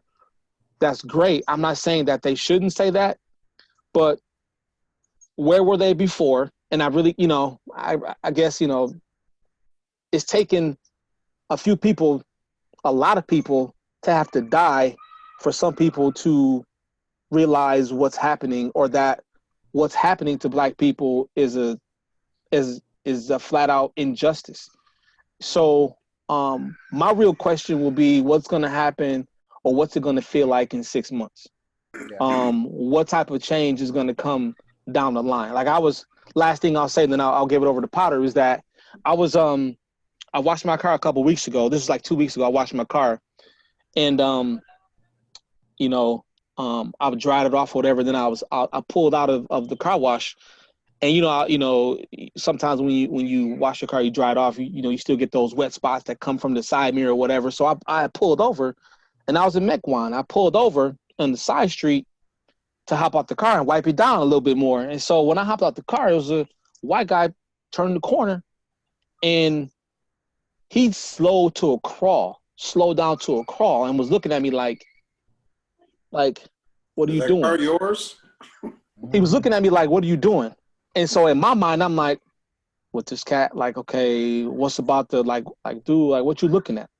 He pulls over, parks his car. So, man, I'm automatically getting my mind set for, okay, it's about to be some verbal that's about to go down, or something to that effect. He gets out the car and was like, hey, man, just wanted to see if you were okay. Just wanted to make sure you're all right. I saw you parked. I saw your car here. I thought you might have been stalled. Just want to make sure you're all good. Bro, it blew me for a complete loop, because I'm thinking the complete opposite. Always on the defense. But Yeah. and so But that's right. So correct. Yeah, Correct. right. And my point is that I have to automatically be on the defense because of what I look like, because of who I am. And experience. They don't understand that, like, they don't have that experience. They don't have to worry about that. So was I glad that it was just a, hey, how you doing? Yeah, I was, because I was ready to go there, but I'm like, wow. So is he doing that just because of the times we're in? Could be. But like, again, like, I want to know, is that going to continue in 6 months from now, or a year from now? Are we going to see some of the same people standing up that are standing up now? Or is this just a fad? Yeah. So I'm gonna say this, man. This has been, although this has probably been one of my most prosperous years so far, it's been screwed up, bro. At the beginning of my year started off with a mass murder at my job. Right. Then we get to the COVID. Yep. Which makes you forget about the mass murder at the job. Yeah. Then we get to George Floyd, who stumps out COVID. You know what I mean? We ain't been thinking about COVID. We've been thinking about 8 minutes and 46 seconds. This has been a year for me, bro. And I have to say, I feel like I almost lost a little bit of myself with each situation that occurred. And then when the George Floyd thing happened, that totally changed me as a man. I can't even lie about it, bro. It totally changed me as a man. And y'all know me. I'm goofy. I'm laughing, but I got time today. I'm that dude where I got time today. I don't know if you ever seen a little video where a little white dude was talking crazy to somebody was talking crazy to this little white dude, and little white dude was like, "Look, man, last time you was talking all that, I had something to do, but today I got time today, cuz." And that's why I'm at. I feel like, and I hate feeling like that. I feel you, Jay, when you say, "What this dude looking at?" and you ready for the smoke. Yeah. And when you think about it, that's not me. You know, I'm the dude that work. You know, I work in a brewery, and it's a time warp there. There's a lot of people there with old ideals. You know, like um, Yeah. back in Archie Bunker days and all that Yeah. kind of stuff. Like, Yeah. and that's the realistic. Um, you know, that's just life. I'm not the type of guy that's gonna let that mess up my money and how I provide for my family. Right. Right. But I'm at the point where, like I said, I'm going in hot. I'm going in hot. Like what? You know what I mean? And I don't like feeling like that, man. Right. Yeah. I Right. don't, because I deep down in my heart, I don't believe all white people are racist. I don't believe all black people are racist. I don't believe all Mexicans. I just don't believe that. I just don't, because you know, Martin Luther King had white allies. We need them to be allies. But I do know Absolutely. this. I'm at the point where there's no in between no more. I'm not just wasting my breath talking, being cordial. I'm at the point where either you an ally or you're an enemy. And if you're Correct. an enemy, leave me alone. Yeah. Just don't talk to me. We got a job to do. Let's do the job. I'm done being the bigger person. And I'm really want people to pray for me, because that's not my character. You know, I've had one of my close work friends is a white person. They told me, they was like, that's not you, man. They told me that. Like, they had to tell me, like, that's not you. You the bridge between everybody. Yeah. If we lose you, then it's gonna be terrible. You know what I mean? I've had people, you know, some of my white friends tell me, like, man, we don't even like coming to work when you're not here, because the tension that's here, you know what I mean? The racial tension in the building. And when people tell you that kind of stuff, it make you think, like, dang, like, you must be having some type of effect on them. Just like Nate was True. saying, how he shared that video. I honestly think, man, with people with their marching, and I think it's going to continue, Jade. I really believe in my heart, I because hope so. I think because of social media, it's going to continue. People don't see, white people don't know this stuff going on. They really don't. We can assume they do, but because they are privileged, they are in this bubble. I've seen white people walk just in front of my car, like they just unaware And of. don't even look at the car. I mean, dead serious, and I don't think they being evil or malicious doing it, but that's their life. When you black, your head is on a swivel the minute you step outside the door, because you don't know if somebody black coming with some drama, or you don't know if somebody white coming with some drama. You supposed to be prepared. That's just how we live. That's the conversation that Mama used to have. Man, Pull your pants up. Don't do this in the mall. Make sure you look presentable when you go on that side of town. Like, those are real conversations that we used to have every single day. They don't live like that. Yeah. You know what I mean? you know what? If I could say something real quick, man, I couldn't have said it better, Potter. For real, man. Like, all those were like, it has kind of, you feel like you are changing a little bit. But I changed. I'm not even gonna lie, and I'm not prejudiced by any means, but I got my dukes up, ready for whatever happens. You know what I'm saying? And it's then got to me where I don't know what to do about that, other than pray on the situation. There was that one thing that happened right before, I don't know her name, but the lady in Central Park in New York, who had her dog, and the brother was on the phone, or he was on his phone videotaping her, and he asked her to put her dog on the leash. This was, I think it was the day before George Floyd happened, the day or two before it happened.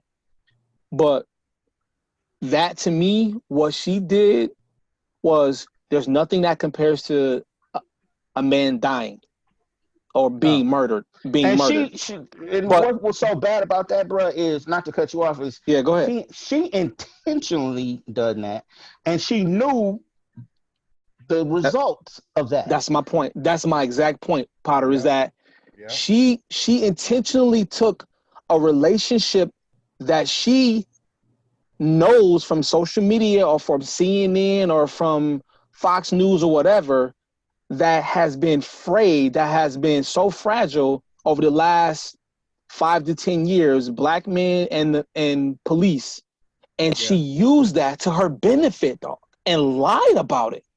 That is, to me, she murdered him without even murdering him. You know what I'm saying? Like, to me, that was her words, and how she twisted that was so evil, bro, that it was all I'm not gonna compare it to George Floyd being murdered, but to me it was really, really close. I will compare to that because that was malicious and evil. It was. The way that it was very casual on top of it.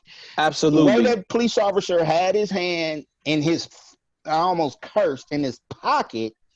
Oh, you mean George Floyd? George for sure. Floyd. Oh, for sure. On his neck, and he had this blank look on his face. Absolutely. Like, I know ain't nothing gonna happen. So, absolutely. But because of social media, and Will Smith said this, he said racism didn't just start. It's just being videotaped. It's just not being videotaped. It's just not being videotaped. Yeah. Just like we see this stuff, they see this stuff. I'm gonna give them the benefit of the doubt, because a lot of them just don't know, bro. When I heard the voice of a George Floyd second grade or third grade teacher, when she said, they interviewed her, and she said, when I was teaching him, I was telling them that if they see a police officer, go to them if they need help. And she is an older white lady, and she says, so where do the black boys go? Where do the black young men go if every time they run to the police, they're considered the criminal? And that had me thinking. It made me realize that this is an older white lady, and she had an epiphany. Like, it's not fair for everybody. Yeah, but then that's where what comes in. Like, we can't go to police, or we feel like we can't go to the police, and so that's why where you have hood justice. And that's condition, bro. Remember we were talking about the condition? Yeah. You know what I mean? That's why we don't talk to the police. Exactly. Like, for what? I'm not even gonna call the police, because I'll call the police. Like the brother that owned the store, he called the police, and they come roughing him up. And he like, this, I called you. Like, what? You know what I'm saying? Like, that's ridiculous to me. It's ridiculous, man. And I think it's a lot of it's a lot of people that are uneducated. I think a lot of people are sitting in a bubble. I do believe, like what Powder was saying, I think this feels different because, one, they've never seen it on video. They've never seen this. They've never seen some of the stuff that they're seeing on video. And I think they really believe, like, oh, we're gonna trust that law enforcement is, they're always right. They're always doing the right thing. But that's their experience. So why would they believe anything else? Exactly. Why would they believe in it? Just like we don't believe the police gonna help us, we believe they gonna pull us over. When I go over, Jay, when we went over there for the your son's drive-through, man, I knew I was getting pulled over. 10 and 2, dude. 10 and 2. You know what I'm saying? Yeah. Because I believe that if I'm out that far, there's a possibility I'm gonna get pulled over. Yeah. To them, they believe if they come too far in the hood, it's a possibility of them being robbed. But that's their reality. Right. You know what I mean? Yeah. So why would they believe anything other than that until they see it? Yeah. You know, I also saw this young lady had a sign that said, when George Floyd, it was a middle-aged white woman. She said, when George Floyd called for his mama, that was a call to all mamas. They couldn't believe that. And I give them the credit for opening their eyes, for wanting to see it, not being like y'all president and inciting more drama. Like, who does that stupid stuff? Or these fools out here with the Confederate flag trying to protest the protest. Like, that's dumb. America is so racist that when you protest racism, they think you protesting the country. What kind of foolishness is that? Yeah. And that's where you could tell people to understand, like, the flag, and you're taking a knee against our country, or it's un-American. Stop. It's not that. Stop. No, it's not that. And that's where you could tell where people are uneducated and don't understand. Yeah, that's completely, sad. Man. Completely. That's sad. And then you really almost can't even be mad at that. It's just like, you dumb. Cole, you Right. stupid. You know Right. what I'm saying? It's like you just Dumb. Oh, you stupid. So I want to move into so with that being said, and like with COVID-19, and like for me, I've been scared. I've been scared because I'm at a higher health risk than people. So I've been stressed out over it. Yeah. It really feels good to be back at work. And taking all the necessary precautions, but then, mental health. And like with June being Men's Health Month, Yeah. like how are you all like what did you do anything special during COVID to make sure you were mentally healthy, physically healthy, spiritually healthy, socially healthy? Because the one thing that always comes back to me is my wife. She always asks the girls, and she asked me too, are you still staying in contact with your friends? Yeah. And I'm gonna say right now, because like you said, manhood and being a man, accepting that, is that I haven't and I don't stay in contact with you all. And so I want to apologize because like even during COVID, it was just like it was a big gap in us all talking or even anything or even doing Zoom, Mm-hmm.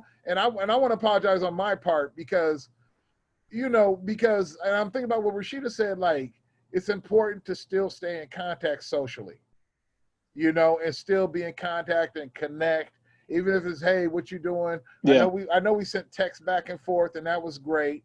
But like what else are you all doing? And I'll start with myself, physically, mentally, and spiritually, to with it being Men's Health Month, but then also just to kind of be on top of things, and mentally for me, um, I think it was like I love this time, even though it's a bad time right now.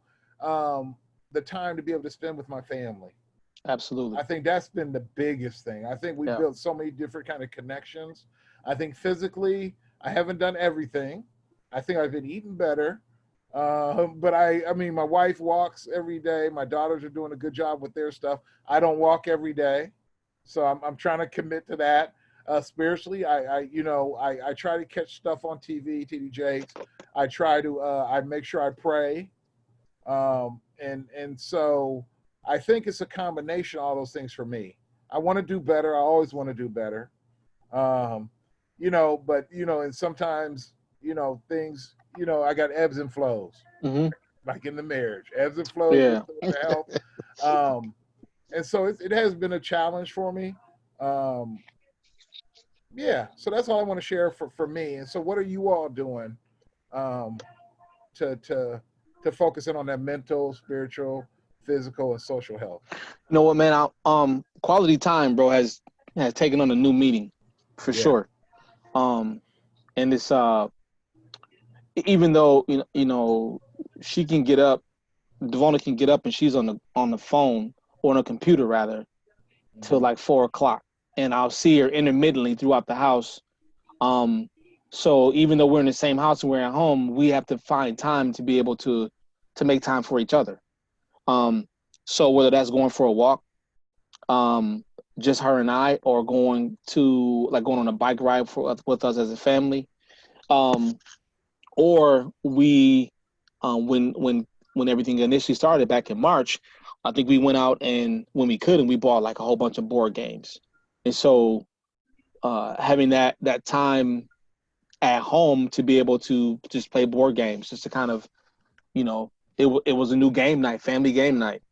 Um, so and then having just time for your kids, like we had to come up with the schedule for them because, while I'm managing a school, I also had to do some teaching too because my kids were at home. So incorporating all of that, and I think that's why it felt like it was so much more to be done because we were at home. So definitely picked up some COVID weight. I ain't gonna lie to you. I mean, we you know eating as much as we have, and that has led me into wanting to do more for myself physically, like not eating as much. I think I'm the heaviest I've ever been in my life, man, right now. So um But so I definitely gotta take this time this summer to kind of shed some of that weight. But I've been on YouTube a lot, man, and one of the things that I've been doing just to pass time is getting into my yard, man. Like really trying to figure out how I can get my grass greener, just picking up a new hobby. Um, and it's been, you know, Home Depot, they done got used to seeing me a couple times, so it's good because, you know, I'll take my kids to Home Depot with me. You know, my mom will come by every now and then, and she's got the green thumb in the family, so she and I will be in the little flower beds or whatever doing stuff. So I think it's provided us some time to be able to bind closer together as a family. And then naturally, man, I mean, honestly, you know, prayer has been something I think I've done that more. I used to get up in the morning and like as soon as I get out of bed, I'm on my knees and I'm praying. But I think it's been more just praying as I go throughout the course of the day. And just I'm able to see things differently. So thanking God for those things that I took for granted before when I wasn't at home so much. I've been allowed to kind of see those things more. And there's been some great things, man, that have come out of this pandemic and this time. And, you know, my wife is on the verge of something great, and I'll be sharing that information with you brothers soon. But she, you know, there's been a lot of growth that's coming out of this. So even in the midst of everything that's happening physically and in terms of health around our country, there's some definite silver lining, man, that's been that I think God has illuminated or allowed to be illuminated in this time. So I'm just thankful for that. I'm gonna go step in the house. It's getting dark out here now.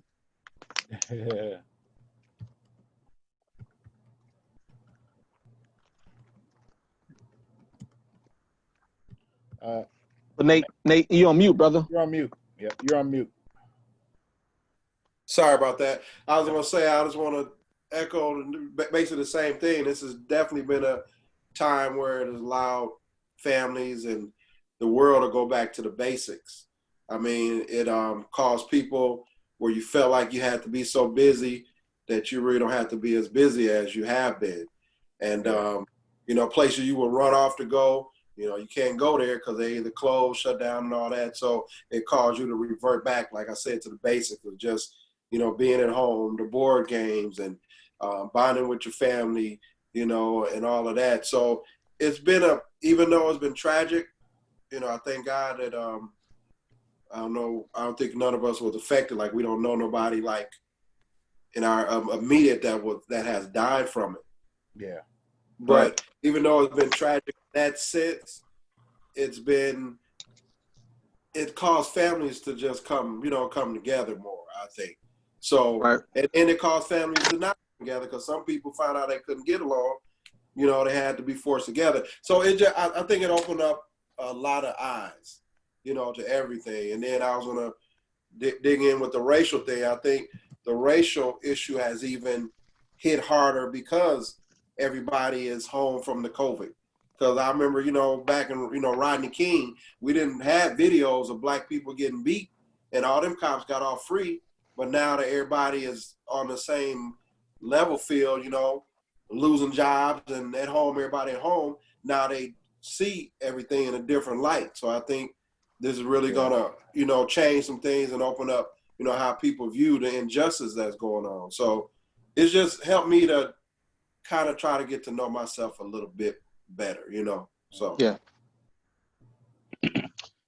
For me, man, I actually have lost weight. I feel like I eat a lot better.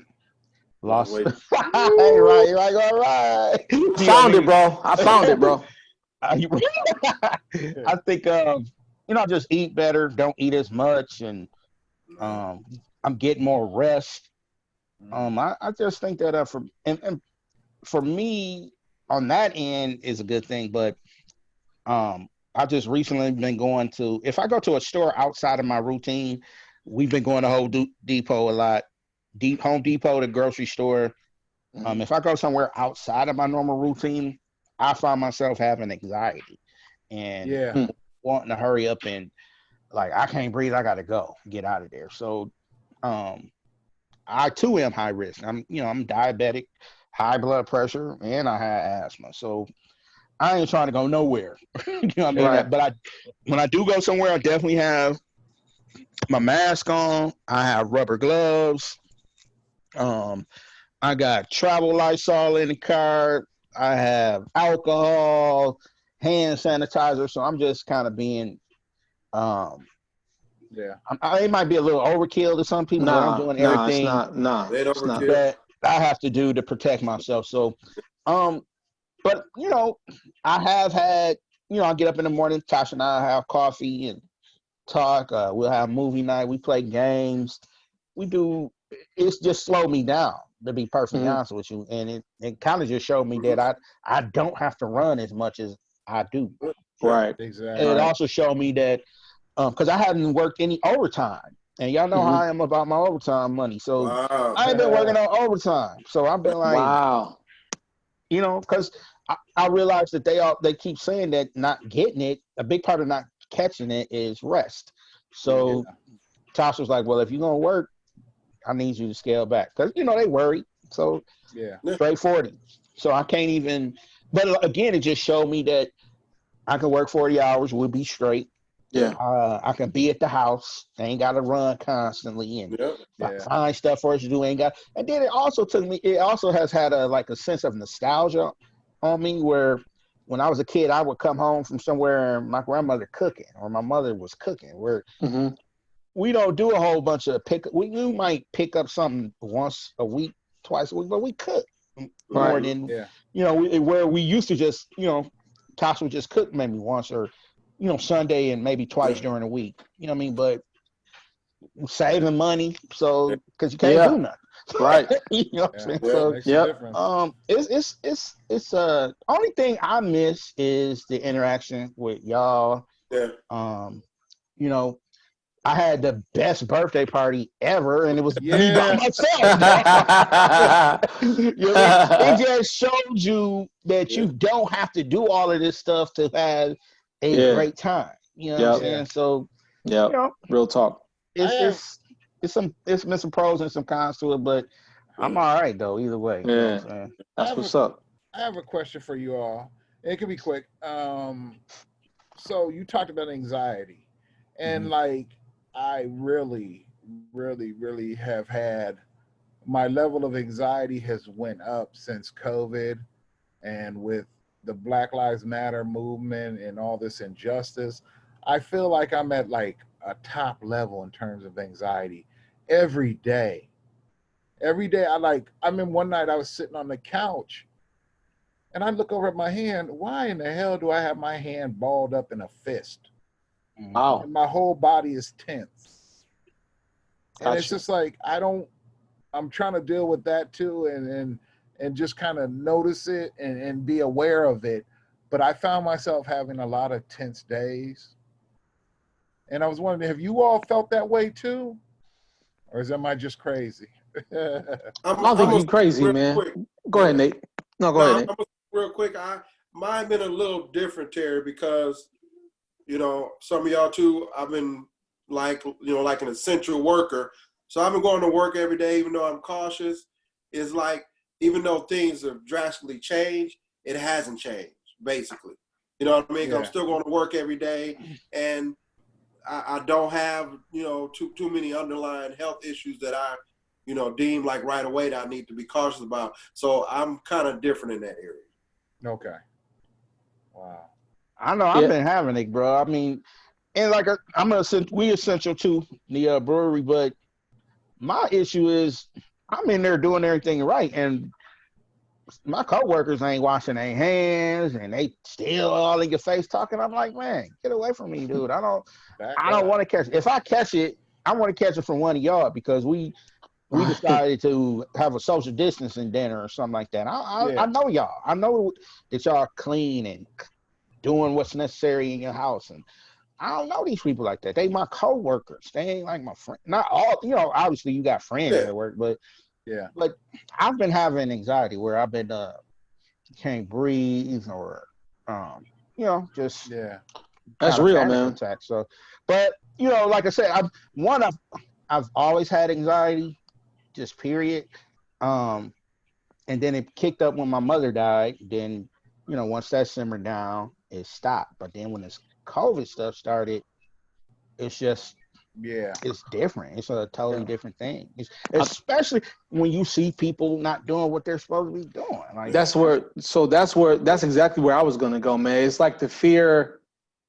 I think I haven't had any anxiety at all. It's always been, to me, it's been like, what's gonna happen next? Like, where's this gonna go? mhm. And I think that the thing that I don't get anxiety about it, but it frightens me, is the recent spike that's happened. And I'm trying to figure out, is that from more people being tested, or is it that plus a combination of the fact that I think that people have kind of gotten used to this thing, and they're like, well, I haven't really been sick, so I'm good. So let me just go out here and continue my life as it's been going on. Like, I don't see everybody. I'm gonna be honest with you. I don't see, when I go into Home Depot, I don't see everybody with a mask on. Nah, I or don't, gloves or or you know, I don't see a lot of people now. I just don't see it. You know, when I pump my gas, I have like, I stop wearing gloves everywhere. But when I pump my gas, or like when I go someplace when I know I'm going to be grabbing something or touching something more specific, I guess most things that jumps out of my mind is the gas station. I am wearing gloves because I got to grab the pump, blah blah blah.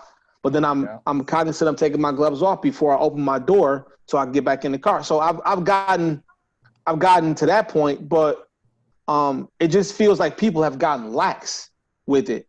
And so, and if this first wave, so to speak, has caused, you know, 6-figure deaths, 100,000 plus, what is this next wave that they're anticipating going to cause? That's what You I'm know what I'm scared saying? So it's more of a fear. And I know, Bishop talks about how we shouldn't be fearful. We should be cautious, and be smart, but don't be fearful. But there's a part of me that's fearful of nothing for myself or for my family, but just as a whole. Like, we have to kind of really, we got to be smarter about this thing. Like, there's some countries who their numbers have gone way down because they're continuing to isolate themselves. Yeah. And I know it's getting nice outside. I know people want to go kick it and all that, but we're gonna have a lot more summer. There's a lot of people, man, that have passed away from COVID that are no longer here. And so we have to take that into consideration, man. And I don't want this to be anyone's last summer because of not wearing a mask. You know what I'm saying? Like, that's just foolish, man. Yeah, I'm that small. Yeah, Jade, I think it's a combination of two things.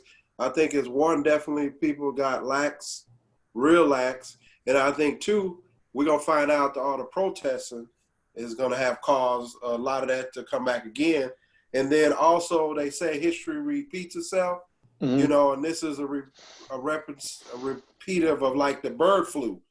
I think it was called that, where the first wave was so much, but then 20s. They had a second wave and it was even more. So that's right. If anything, that is my main fear, is that we're going to go back once the flu season happened, and there's going to be a second wave, and we're going to have to go through this all over again, and it's going to be worse than it was the first time. That's my only fear. It's either that or, it's like you said, I remember watching an interview with an older woman that she survived the Spanish flu. Spanish flu, that's what I was thinking about. Yeah, and then she also, I mean, but there was a bird flu too. It's always been bird a flu was pandemic.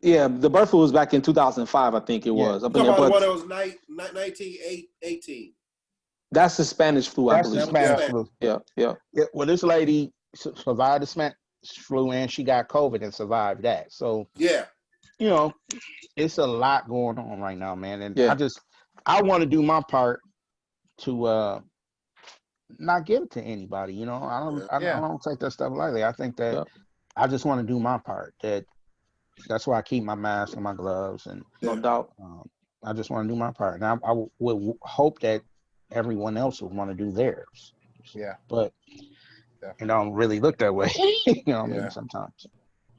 Well, fellas, I want to say thank you, thank you, thank you. And thank you to you all for sharing tonight your thoughts and your feelings. Thank you to 25ToLife Ministries for allowing us to have this Father's Day special edition of Yeah. Boys in the Hood. I love the name. Yeah.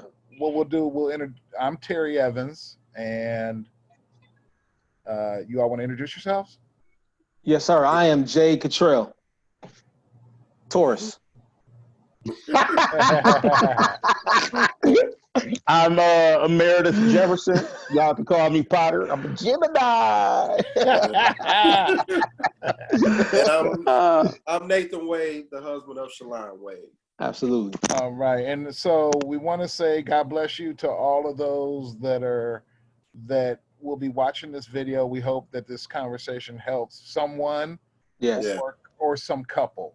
Yes. You know, For I sure. think it's great to see 4 Black men having conversations like this, and to be able to share experiences and being truthful and putting ourselves out there. So I really enjoy that, and I thank you all because each one of you poured into my soul, and are helping me Likewise. to kind of Yeah. think about what I can do better as a husband, as a man, as a father. So I thank